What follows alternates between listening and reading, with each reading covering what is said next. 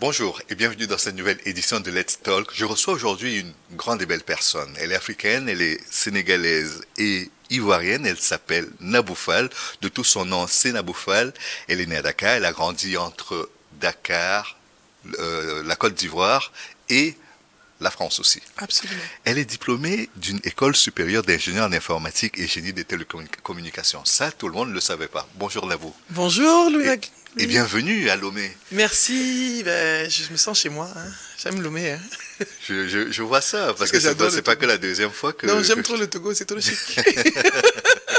Je disais que tu es diplômé d'une école supérieure d'ingénieur en informatique, mais j'ai oublié de dire que tu es aussi la fondatrice de Nabou Fall Academy. Absolument, NFA Group. On est un groupe aujourd'hui, on a une académie, on a une société, on fait de la com, on fait du conseil aussi pour les personnalités, on les accompagne dans leur posture de leadership et de branding.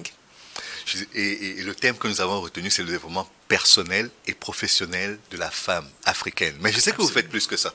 Oui, bien sûr. On travaille sur les soft skills en B2B, beaucoup avec des entreprises. On accompagne beaucoup de sociétés, de cadres d'entreprises dans le développement des compétences comportementales, dans la communication, dans tout ce qui est vraiment ce qu'on appelle les soft skills aujourd'hui, la pensée critique, la prise de décision.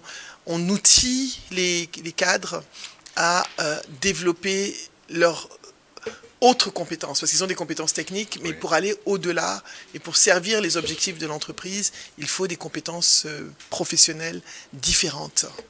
Qu'est-ce qui vous amène à Lomé cette fois-ci? Alors, je suis venue à Lomé pour le réseau des femmes avocates, voilà, et puis aussi j'ai 2 activités, j'en ai même 3 à Lomé cette semaine.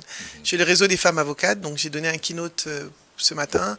Je suis vice-présidente du Conseil africain du coaching et de la supervision. Et nous avons les journées scientifiques demain à l'Université de Lomé. Et je suis aussi là pour le Rebrand Your Leadership qui aura lieu samedi. Donc j'ai 3 activités sur Lomé cette semaine. C'est un calendrier bien chargé, hein? Calendrier de ministre pratiquement. Oui, calendrier de Nabou. Calendrier de Nabou. Oui. Ouais, ça va aussi. Je l'introduirai dans ma grille d'appréciation. Voilà, parce que c'est mon calendrier classique, sauf quand je suis en vacances. Quand je suis en vacances, je suis en vacances. D'accord. Comment est-ce que vous arrivez dans le milieu du coaching? Parce qu'aujourd'hui, c'est l'activité par laquelle je te connais le plus, je te référence aujourd'hui le plus. Alors, quand je dis coaching, c'est vraiment de l'accompagnement. Oui. Parce que j'ai une longue carrière en entreprise. Oui. J'ai travaillé comme dans toi la d'ailleurs. Télécommunication. Oui, exactement. J'ai travaillé longtemps à différents postes et j'ai eu beaucoup de challenges quand j'étais d'abord responsable marketing, ensuite directeur commercial marketing, directeur général adjoint, puis directeur général en RDC. J'ai eu à travailler en Côte d'Ivoire, au Congo-Brazzaville, en RDC. Et je me suis rendu compte qu'il y a beaucoup de choses que j'ai dû apprendre toute seule. Et tu sais, à notre époque, comme tu le sais, nous n'avions pas forcément de mentor ni de sponsor, on devait se débrouiller. Il y avait cette histoire d'accompagnement même n'existait pas. Oui. C'était des amis qu'on appelait. Je sais que quand j'ai eu mon premier poste de responsable marketing, j'ai appelé 2 amis, je me rappelle très bien, que tu connais sûrement. Tu as connu Blaise du Jazz Sato. Oui. J'ai dit Blaise, c'est chaud. Comment je vais faire? À l'époque, il travaillait avec Bill Gates à Seattle, et j'ai appelé Cyril Konchou, qui est mon frère et mon ami depuis toujours. Qui est en Afrique du Sud. Qui est maintenant en Côte d'Ivoire. D'accord. Avec son épouse qui est ivoirienne et tout. Nous tous, on est à Abidjan et à Lomé. D'accord, ouais, faut venir par moment à Lomé. Voilà. Ça se passe aussi à Lomé. Non, ça se passe de à plus Lomé. en plus. Non, Lomé est doux. Et je leur ai dit comment je vais faire. Ils m'ont dit, tu vas faire et tu vas t'en sortir en faisant. Et je me suis rendu compte que j'ai eu à développer des compétences que je n'avais pas quand je sortais d'école, quand je sortais d'université. Notamment collaborer avec les autres. Je l'ai appris quand je suis devenu directeur marketing et commercial. Tu vois, l'écoute, c'est quelque chose que je n'avais pas forcément comme compétence. Je me suis rendu compte que toutes ces choses, j'ai dû les développer par moi-même, par la force des choses. Et je pense que ça te parle quand je dis ça. Bien sûr, bien sûr. Ça te parle? Oui, parce qu'on se forme sur le tard, on est obligé de développer certaines compétences qu'on n'avait pas.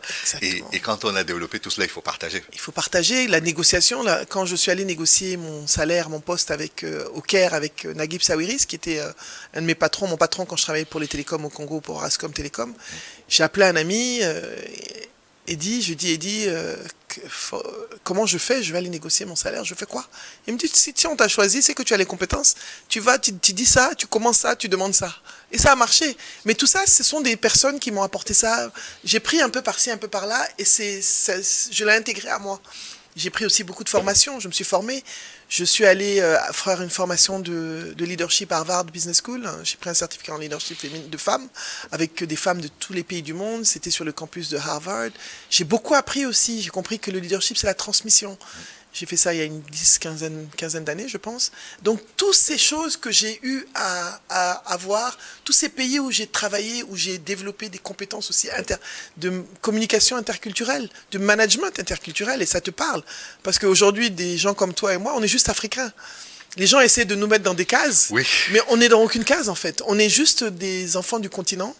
Et que je sois à Lomé, je dis que je suis chez moi quand je suis à Lomé, que je vais à Cotonou, je suis chez moi, je vais demain à Douala, je serai chez moi, je vais à Bamako, je suis chez moi, je vais même à Casa et en Tunisie, je suis chez moi. Grand Bassam, c'est pareil. Grand Bassam. TEDx Grand Bassam. On est chez Bamako, nous. TEDx Grand Bassam, Bamako, Xandervalia, Conakry, que j'ai fait. Donc, on a développé cette interculturalité africaine et occidentale, parce que on s'est connus à Paris, Oui. il y a quelques années. Je ne vais pas dire il y a longtemps, sinon vous allez nous attraper. Oui. Et je travaille aussi bien sur les États-Unis. Ça m'arrive d'aller à Addis animer une conférence ou à Jobourg. Donc, je pense que tout ça, c'est pour aussi partager et dire aux Africains, finalement, tout ce qu'on a eu, c'est l'expérience. Le mot coach, c'est bien, mais c'est surtout mon expérience que je partage. Je dis ce qui fait notre force et la puissance, c'est plus tout ce que j'ai appris et tout ce que j'ai fait sur le tas, que j'ai formalisé, modélisé et que je transmets. Et j'ai remarqué que tu es également présente sur les objectifs de développement durable du continent africain. Absolument, j'ai eu... 5e thématique. Bien sûr. Le genre, la 5e et puis aussi l'éducation. Ce sont Absolument, les deux qui me tiennent à cœur. Oui. Parce que j'ai eu la chance de pouvoir suivre une éducation. J'étais pas peut-être destinée à ça. Parce que tu sais ce que c'est qu'en Afrique, j'ai perdu mon père très jeune, ma mère s'est mariée très jeune. Et quand ma mère était veuve, j'étais très jeune, elle avait 20 ans. Donc logiquement en Afrique, dans les années 70, on aurait dit, bon, on va te jeter quelque part chez une tante ou un oncle. Mais bon, elle a décidé non, je vais me battre comme je peux. Elle a pu avoir sa bourse pour aller étudier en France, elle m'a trimballé avec elle. On s'est débrouillé comme on a pu. Vraiment, concentre-toi sur tes études, concentre-toi sur ce que tu as fait. Et puis, j'avais quand même un background et une éducation. J'ai pas connu beaucoup mon père, mais son histoire m'a suivi. Parce que mon père était quand même le deuxième agrégé de mathématiques du Sénégal. En tant qu'agrégé de mathématiques, aujourd'hui, il y a l'Institut de recherche mathématique qui porte son nom. Je suis enfant unique de mon père. Et donc, il y a quand même cette histoire-là que les mamans savent te rappeler les histoires. Tu dis, genre, tu peux pas échouer. Tu es la fille d'un tel. Tu vois, tu connais ça, non? Tu es condamné. Tu es condamné à y arriver. Tu connais ça? Oui. Donc, finalement, tu te donnes même pas le choix. Pour toi, il y a que le travail qui est important. C'est le travail, c'est quels sont les objectifs que tu te mets. Et en tant que fille, j'ai eu cette opportunité. Je me dis, ma mission, c'est aussi de dire aux autres filles qu'elles peuvent, aux autres femmes qu'elles peuvent. C'est l'éducation et ça. L'éducation aussi très important parce que sans éducation, toi et moi, on serait peut-être pas là. Sûr. On serait sûrement pas là même. Oui. J'ai vu ce que tu as accompli aussi, c'est magnifique. Non, il faut qu'on le dise. J'ai vu New World TV, c'est pas un petit média, tu vois, c'est un immeuble, c'est une télé, c'est 17 chaînes, c'est énormément. Tu vois comment je retiens? Je vois là. Non, mais c'est En quelque très peu de chose. temps, oui. Non, mais c'est quelque chose. Et ça, c'est une fierté. Oui. Et c'est ça qu'on veut transmettre, la fierté de ce que l'Africain fait et la fierté d'être Africain au-delà des chiffres, parce que il y a les chiffres, le PIB par habitant, tous ces indicateurs très World Banky. Oui. Désolé, là, ce sont mes clients, mais il faut que je dise la vérité. Mais ce ne sont pas des indicateurs qui sont les seuls indicateurs que nous devons avoir. Nous avons des indicateurs humains, nous avons des valeurs que nous devons transmettre, et nous avons des talents africains. Et moi, je crois que aujourd'hui, quand je dis que ma mission, c'est de transformer positivement le narratif de l'Afrique, mais à travers les talents. Donner des outils aux gens pour qu'ils se développent, pour qu'ils grandissent, et qu'ils osent dire « je suis africain, voilà ce que je fais dans mon pays ». Voilà ce que je fais. Qu'on arrête de ne prendre l'Afrique que sous le prisme des dirigeants africains, de la politique. Non, on a plus que ça. On a des humains. On a des personnes comme toi, comme moi et comme d'autres qui font des choses extraordinaires. Et on doit parler de ces histoires-là. Aujourd'hui, L'un des enjeux pour l'Afrique est la capacité à retenir sur son sol sa jeunesse, de faire en sorte que la force productive qu'est la jeunesse reste et contribue au développement. Comment est-ce qu'on peut aujourd'hui dire aux jeunes que l'Afrique est attractive et qu'il y a beaucoup de gens qui viennent mais qu'eux-mêmes ils doivent rester? Alors tout ça c'est le narratif. Il y a deux choses. Je vais raconter l'histoire d'un jeune homme que j'ai rencontré. Je travaille pour un client et on outille en soft skills des jeunes qui sont des programmeurs, développeurs. Et il y a un des formateurs qui est avec moi, qui vient leur donner des formations, qui leur dit « J'ai été recruté pour aller en France via LinkedIn. Et comme tous les jeunes, je voulais aller le découvrir. » Donc c'est surtout la soif de découverte qui fait que les jeunes veulent partir. C'est pas parce qu'ils se disent qu'ils vont réussir forcément, mais ils veulent voir autre chose. Et quelque part aussi, on doit créer, c'est à nous, des gens comme toi, comme moi, ce que tu fais avec la télé, ce que je fais à ma façon, ce que d'autres font, d'autres frères et sœurs que nous avons font, c'est de leur donner de l'espoir.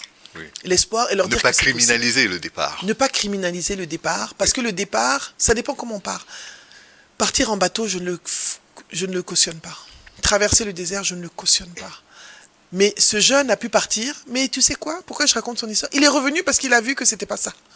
Il a vu que ses compétences, il a été recruté par une grosse banque, ses compétences étaient valides aussi sur le continent. Et qu'on ne peut pas continuer à regarder de l'autre côté. Je comprends parfaitement les jeunes qui partent, parce qu'ils n'ont pas d'espoir, parce qu'on ne leur donne pas d'espoir, et à force de ne pas avoir d'espoir, ils partent par désespoir, et ils meurent sur le chemin. On ne veut plus perdre nos jeunes. On est en train de perdre notre jeunesse sur les routes de l'Atlantique et sur les routes du désert. Et j'ai rencontré aussi une fois une jeune Camerounaise dans l'avion. Elle a été rapatriée de l'Algérie par l'OIM. Elle était dans l'avion à Bamako. L'Organisation internationale des migrations. Voilà, des migrations qui sont aussi des très bons clients à moi. Je viens de Niamey, là où j'ai donné une formation là-bas, d'ailleurs, en communication. Et elle me dit, grande sœur, je vais rentrer au Cameroun, mais je vais repartir encore. J'ai dit, mais tu peux commencer avec ta petite table, vendre tes choses et te battre. On a des oncles qui ont commencé, moi j'ai des oncles dans ma famille qui ne sont pas lettrés, mais qui ont commencé leur commerce doucement, doucement, et qui ont réussi à construire comme ça des empires. Donc il y a l'espoir. On ne leur montre pas des modèles africains qui peuvent réussir. On ne montre que de l'Afrique.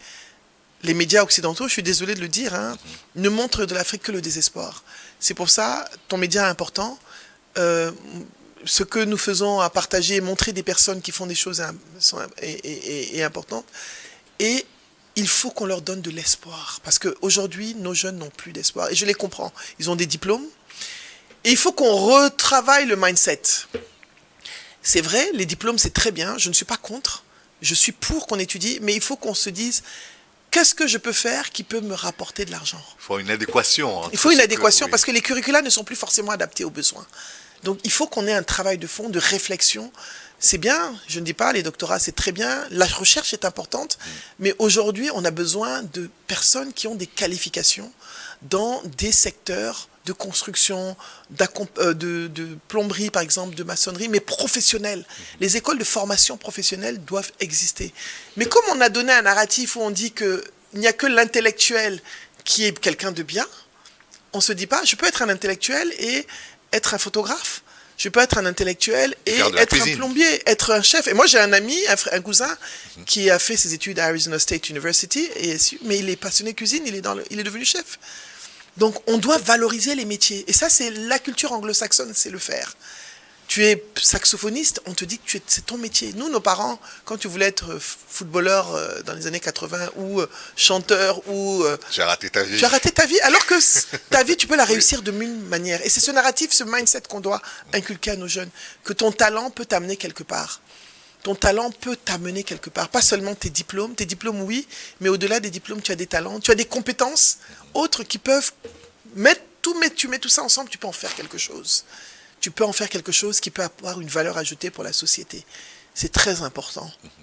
Et comment, en face d'un jeune, tu pourrais l'amener à penser que même s'il a échoué ici et que de l'autre côté, en Occident, il est parti, ça n'a pas été une réussite, il doit revenir et croire au fait que l'échec n'est pas une fin en soi? Alors, qu'est-ce qui est mieux? C'est très important ce que tu dis parce que beaucoup ne rentrent pas parce qu'ils ne veulent pas affronter la honte de l'échec. On le vit. J'ai vu récemment sur les réseaux sociaux un monsieur qui a passé 40 ans en Guinée-Bissau, Guinée équatoriale. Il n'est pas rentré, un monsieur du Sénégal, parce qu'il ne voulait pas que sa famille voie qu'il a échoué, qu'il n'a rien eu. On l'a recherché sur les réseaux, on l'a retrouvé, ses parents se sont cotisés. Ce qu'on veut, on veut des parents, des enfants vivants. Surtout, revenez, parce que l'échec est un tremplin vers la réussite. On nous a dit dans nos sociétés qu'on devait réussir à tout prix. Le chemin de la réussite est surplombé, il y a l'échec dans la réussite. Avant d'être là où tu es, là où je suis, d'ailleurs on est des entrepreneurs, tous les jours on est dans l'échec. Tous les jours on est dans un goumin de quelque chose. Non, c'est une réalité. Oui. C'est pas facile, on calcule. Tu es là, tu souris, je suis là, je souris, mais on est en train de calculer. On est quelle date là? La fin du mois de décembre arrive. Non. Comment on paye? Non, c'est une réalité. Oui. Ce n'est facile pour personne, rien n'est facile. Tu vois seulement la personne, elle est sapée, on est sapé, on pense que c'est facile. Non, c'est pas facile. Il faut que nos enfants reviennent et osent affronter la réalité de la vie et osent commencer par le commencement. Le problème, c'est qu'il y a des images qui sont véhiculées. On pense que les gens sont nés en réussissant. Oui. On ne montre pas le chemin. Et c'est ce que je disais ce matin au IFAF. J'ai dit, il faut qu'on montre le chemin. Il y a des fois où, je suis désolé, tu es assis là dans ton entreprise, tu sais, le 15, le 20, tu n'as pas un centime pour payer tes salaires. C'est parce qu'on est tellement résilient qu'on est habitué, donc on est plus stressé en fait. Mmh. Mais au départ, quand on commence, moi je me rappelle au début, mais c'était des stress. Je me dis, mais comment je vais m'en sortir? Comment je vais m'en sortir? Tu es là, tu as des écoles à payer, tu as des choses. C'est pas facile. Comment ça se passe à la Naboufal Academy? Alors, à Naboufal Academy, c'est une académie où nous avons plusieurs activités. Nous avons une activité B2B, donc nous accompagnons les entreprises. On est sur de la facilitation, du coaching, de la formation, des team building. On a aussi une plateforme e-learning. On aide aussi les entreprises à développer leur parcours de formation. Donc, on travaille beaucoup, à 80-90% avec des entreprises multinationales, institutions internationales, etc. Mais on travaille aussi avec des personnes, entre 10 et 15% de personnes qui veulent transformer leur leadership, passer à une étape supérieure dans leur carrière et on les accompagne sur un parcours de coaching, formation, mentorat, etc. pour qu'ils puissent se développer. On est essentiellement sur les soft skills, sur tout ce qui est communication, négociation, prise de parole, personal branding surtout, ce qui est mon cœur de métier. Et on travaille aussi avec d'autres coachs, hein, je ne suis pas seul. On leur recommande aussi d'autres formations qui ne sont pas forcément les nôtres, parce qu'on n'a pas la science infuse. Donc je travaille avec d'autres formateurs qui sont excellents dans d'autres secteurs d'activité. Et puis c'est bien, puisqu'il faut de toute façon à la fois travailler en équipe, mais arriver à proposer un tout. Exactement. Qui permettent l'épanouissement. Qui permettent l'épanouissement. Donc souvent je les envoie pour faire de la prise de parole chez d'autres collègues, parce que je peux pas, je fais surtout le personal branding. Donc on a un écosystème. Naboufal Academy, c'est un écosystème de formateurs, de formation. Et on a une plateforme aussi, et on a des formations spécifiques pour les femmes. Les 10 clés de la réussite au féminin, parce qu'on croit foncièrement. Et moi, cette formation, je l'ai créée sur mon expérience personnelle. C'est quelles sont les compétences qu'il faut aux femmes pour oser. Il y a aussi une autre formation qui s'appelle Oser briller. C'est une formation qu'on fait en digital, une fois tous les 3 mois, 4 mois.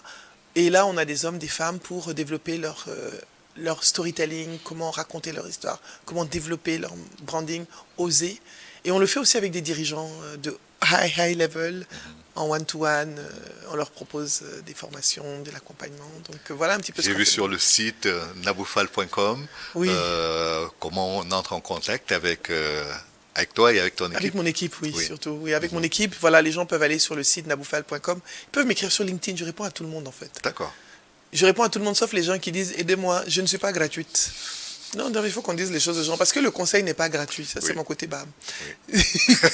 Et je suis aussi joignable sur la plateforme Entourage, qui est une plateforme qui a été développée par une de nos sœurs au Bénin, où les gens vont sur Entourage. On est vraiment une 60aine d'experts, et je fais partie d'un de ces experts, où on donne des conseils, ils peuvent prendre une session one-to-one. Donc on travaille comme ça. On a aussi l'activité un peu communication pour certains de nos clients exclusives, où on fait certains petits événements, surtout pour faciliter le réseautage, compte tenu du fait qu'on a un grand réseau et on fait bénéficier nos clients de ce réseau pour développer. Là, c'est Viséo. Non, j'ai renommé ça Naboufal Agency, tu ne me connais pas. Je suis très, très narcissique, donc j'ai fait comme toi, j'ai fait le groupe. NFA Group, donc il y a NFA Agency, NF Advisory et NF Academy. Très bien. Voilà, donc Et je te copie. D'accord. Et le dernier né, c'est la chaîne YouTube. Oui, le bébé. Oui, Le bébé, pour le podcast. voilà, pour le podcast. Oui. Et je veux rendre hommage ici à Lomé, parce que si le Togo n'avait pas donné naissance à Daniel, je n'aurais pas eu la chaîne YouTube. Donc, c'est un jeune que j'ai rencontré sur le plateau d'un de confrères, un ami, Jean-Yves Bragbo. Deux jeunes, et puis ils m'ont encouragé, ils sont venus me voir, il est basé à Lomé. Il m'a dit, écoute, Tata, j'aimerais bien que tu fasses une chaîne YouTube. Je dis, moi, je ne sais pas par où commencer. Il m'a dit, non, on va t'aider. Toi, tout ce que tu fais, parle, tu nous envoies. Donc, toute ma chaîne YouTube est gérée à partir de Lomé. D'accord. Par cette équipe de jeunes de Flame Agency, qui sont mes partenaires. Et ils m'ont donné le courage. J'ai commencé à enregistrer, ils font les montages. Les montages sont faits à Lomé, donc c'est pour dire qu'il y a des talents, il y a des jeunes. C'est pour montrer que des jeunes qui veulent s'en sortir s'en sortent. Tu vois, ils se disent pas, je suis du Togo. Donc le site, le compte, c'est Naboufal officiel, voilà. sur la chaîne YouTube. Oui. Et on a en à peu près un an, c'est la première année, Oui. on est presque à 100 000 abonnés. Donc on va tout toucher, j'espère, les 100 000 abonnés avant. Après cette émission, les gars, abonnez-vous. Absolument. Non, moi, j'ai dit aux gens de s'abonner. Et c'est une chaîne sur le développement professionnel et personnel avec plusieurs playlists. Il y a une playlist pour les femmes, vraiment. Il y a la playlist pour oser briller, il y a la playlist communication. Et au-delà de parler moi seul, j'invite des personnes qui ont de l'expérience, de l'expertise. J'en ai suivi quelques-unes. Je suis allé. Mais j'espère que tu viendras sur la chaîne YouTube. Oui, avec plaisir. Tu sais que tu es invité. Oui, oui, oui. Bon. Invitation acceptée. Je Merci. serai là. Super. Non, parce que c'est important que tu Oui. partages avec aussi ces jeunes-là ton parcours. Ça va les motiver. Et c'est de ça dont ils ont besoin pour avoir de l'espoir. Je ne savais pas que les chaînes YouTube pouvaient donner de l'espoir comme ça aux gens. J'ai plusieurs amis en dehors de moi qui ont des chaînes YouTube. Oui. Et ces chaînes YouTube-là aident beaucoup les gens. La mienne aide, mais elle n'est pas la seule. Hein. Mais je veux dire, il y en a plusieurs. Il y a Afrofeeling de Naboussi, qui est aussi une de nos amis de Paris. Il y a la chaîne de Philippe. Il y a vraiment pas mal de chaînes qui sont là. Profitez-en. Et n'oubliez pas, il y a nous, All TV aussi. Absolument, absolument. Nous sommes là à la fois en digital et et en télé. Donc, Oui. je pense que c'est important. Oui. C'est très important. Parlons du Togo. Oui. Qu'est-ce qui t'amène à Lomé? Qu'est-ce qui te fait revenir à Lomé, surtout? Alors, je sais pas, je vais t'expliquer mon histoire avec le Togo, elle est très particulière. Je l'ai Oui. racontée une fois, je crois, sur un plateau télé à Lomé. Moi, le premier pays africain que j'ai visité, quand j'étais petite, c'était le Togo. D'accord. Je suis venue en vacances ici, j'avais 10 ans avec ma mère. Et je sais pas, j'ai gardé un excellent souvenir du Togo. Il y a un truc, quoi. Il y a une histoire entre... C'est des choses qui... J'avais passé de très, très bonnes vacances. Et je ne suis pas revenue pendant plusieurs années. Et une fois, je devais, en 2016, j'étais encore à Kinshasa.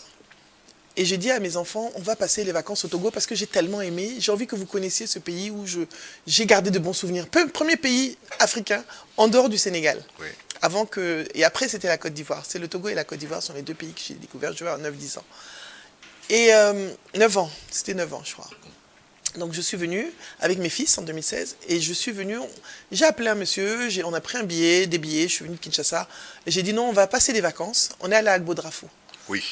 À un moment, il y avait un hôtel là, sympa. On a passé C'était Vous êtes magnifique. allé sur le lac ou pas? On est allé sur le lac, Oui. on allait à Togoville, mais j'adore. Oui. Et je trouve que ce pays est magnifiquement beau. Et je dis toujours que je trouve que le Togo se souvend. Alors, ce qui m'a impressionné, c'est... On a quitté Lomé ensuite pour aller au Bénin. Et Oui. c'est là où j'ai fait une découverte incroyable. J'ai vu un endroit magnifique que je ne savais pas qu'il existait dans le monde. J'ai dit, c'est quoi cet endroit-là? Je vais te dire, je vois la mer et le lac qui se croisent. Je dis, mais c'est quoi cet endroit-là? C'était à Néro. Anéro. Je dis, c'est quoi cet endroit-là? Mais oui. Ça existe? Oui. Non, mais ça La m'a marqué. rencontre entre l'océan. Mais tu sais, la et- beauté oui. de la Oui. nature. Mais Oui. je dis, c'est quoi ce pays-là? Je dis, mais... Le festival d'histoire d'Anéro vient de se terminer d'ailleurs. Ah, le festival du Le maire? festival international C'est le d'histoire festival du d'Anéro. maire, non, c'est pas Oui, celui- oui, c'est ça. Monsieur Le FIA. le maire, tu as dit que tu m'as invité à Kérébourou, maire, Trakérékoubrourou. On est en palabre, tu ne m'as pas invité. Il me connaît. Je pense que ça viendra pour la prochaine édition. Il m'a dit plusieurs fois, je t'invite. Oui. Ça fait 4 ans qu'il m'a dit qu'il m'invite. Je n'ai pas encore reçu d'invitation, mais j'attends encore. C'est Mais il dans m'a les invité packs. à la maison. Non, je ne suis pas de bonne foi. J'ai mangé chez lui. D'accord. Il m'a organisé un déjeuner extraordinaire, hors festival. Donc, je ne vais pas me plaindre. Et on mange très bien chez lui. D'accord. Et donc, à Néro, j'ai découvert ça. Je ne connaissais pas. J'allais à Lomé. Et ensuite, J'ai fait plusieurs rencontres avec des personnes, des amis qui sont installés ici. J'ai une amie, une sœur, j'ai une très bonne amie qui s'appelle Grace Wallace, que je connais aussi depuis une dizaine d'années, qui m'habille depuis 10 ans, qui m'a habillé d'ailleurs aujourd'hui. Félicitations Qui à m'habille elle. toujours, hein, qui est du Félicitations Togo. à elle. Elle a beaucoup de goût. Elle a beaucoup de goût, elle est du Oui, Togo, oui. elle met la mode togolaise sur la carte du monde, comme on dit, parce Oui. qu'elle habille des femmes partout dans le monde. Il y a cette sœur à moi, Kaï Dogbe aussi. Donc toute cette convergence de relations fait que on vient là où on a des amis, des frères, des sœurs de cœur, tout simplement. J'ai eu la chance avec Kaï, qu'elle m'a fait découvrir Palimé aussi, Oui. que j'ai adoré. J'ai dit, mais c'est quoi ce pays où il y a tellement de sites magnifiques? Et je vais le dire, je trouve que le Togo ne se vend pas touristiquement assez bien. Je suis d'accord. Ça, et je l'ai dit à plusieurs amis, hein, j'ai dit, mais La région des plateaux, elle est magnifique. on m'a dit mais on m'a dit, tu n'es même pas encore arrivé au nord. J'ai dit, ah bon? Exactement, On m'a dit, tu n'as exactement. encore rien vu. Il y a Dapaon, On m'a dit qu'il fallait que j'aille à Dapaon, j'ai pas encore vu. Et il y a donc, Saint-Cassé, où l'économie ne ça. s'arrête jamais. ah oui, je connais pas. tu vois. L'activité économique, oui. Donc je me dis, c'est ça le narratif de l'Afrique. On doit sortir du prisme, mais voir qu'est-ce qu'il y a à offrir. Et les Togolais sont des gens très hospitaliers, très gentils. Il y a aussi tout ça qui joue. J'ai toujours été bien accueilli, je me sens chez moi en fait. Je me sens bien à Lomé, donc quand tu te sens bien quelque part, je me sens très bien à Abidjan aussi, mais je me dis, pouvoir revenir à Lomé à chaque fois, c'est une opportunité, quoi. Donc je pense qu'il y a ce lien-là invisible entre moi et le Togo, et c'est un pays magnifique. Et je suis allé, quand j'ai vu tout ça, je suis allé faire palabre avec 2 de mes amis à Abidjan. Paul-Harry Etnard, le DG des commandes. Oui. Et puis Edouard Menouvé, j'ai dit, vous là, j'ai un problème avec vous. Vous ne vendez pas assez bien le pays. Il me dit, Nabou, on compte sur toi.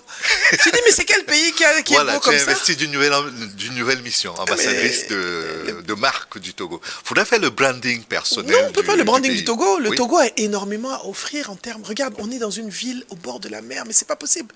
Lomé est juste magnifique. Oui. Mais Lomé, c'est une belle ville. Et puis il y a une très belle côte, hein. C'est-à-dire quand vous partez de Tema jusqu'à Abidjan, il y a cet axe-là. Il y a cet axe. Moi, j'ai déjà fait la route d'Aflao à Accra. Bon, ça, il y a aussi.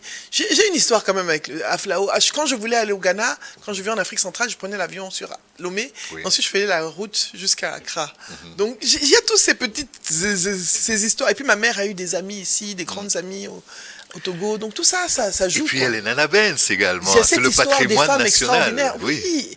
Il y a un livre d'ailleurs qui a été édité par Graines de pensée sur les Nanabens. Yasmine est une amie aussi. Donc j'ai ces histoires avec toutes ces merveilleuses personnes comme Yasmine Joachim, toutes ces personnes merveilleuses que je rencontre ici, qui me font partager cette histoire de leur pays, leur culture aussi. La belle culture, le Togo est très ancré dans cette culture. Oui. Je suis allé à Togoville aussi. Oui, Ah, c'est de là que l'histoire est partie. Ah, c'est pas simple. J'ai pris le bateau, je suis arrivé, j'ai dit, ici c'est comment? On m'a dit, non, ici c'est compliqué, hein. J'ai dit, est-ce que moi je vais pas repartir avec Bodrafo? Mais on part d'Albodrafort. C'est ce que j'ai fait. Voilà, J'ai pris le et bateau. ensuite, oui. Donc c'est pour dire qu'il y a un attachement. Moi j'aime l'Afrique en général, en fait. Et je pense que chaque pays a son charme. Et que si nous, on ne valorise pas ce qu'on a et ce que nous sommes, qui va le faire? Ta nouvelle mission, elle est connue. Hein. Faire le branding du Togo à Il faut l'international. dire ça au PC. Si j'arrivais à le joindre, je le lui dirais. Mais bon, j'espère qu'il regarde The New World Economy et qu'il aura reçu le message. Et pour toi-même, au-delà de faire le branding, on te reverra plus régulièrement à Lomé quand même. Oui, absolument. Non, mais Lomé, je me sens chez moi. Hein. Donc, je suis très bien accueilli. J'ai des frères, de très, très, très bons amis et frères ici, comme toi, comme Malik. Donc, des sœurs comme Kaï. Voilà, donc je suis chez moi. Donc, je pense que l'Afrique nous appartient à tous. Oui. Voilà.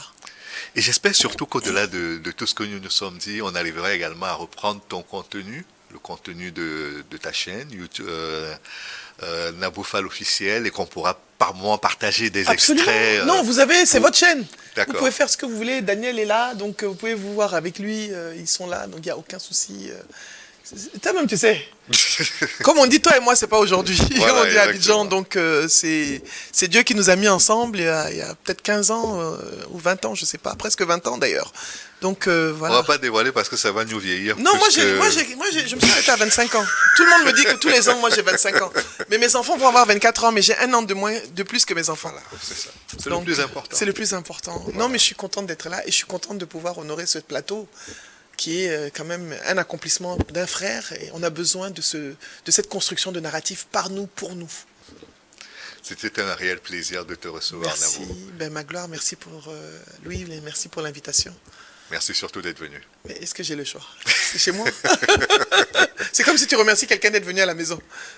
Mais je le remercie quand même. Oui, parce que par principe, il faut être poli. C'est ce que ma mère dit toujours. Quand voilà. elle me dit merci, je dis mais je suis ton enfant. Elle dit non, on doit remercier même ses enfants. Merci encore. Merci à toi, merci infiniment. Et merci à vous d'avoir regardé l'émission jusqu'à son terme. On reste en compagnie des programmes de New World. À très bientôt. Merci.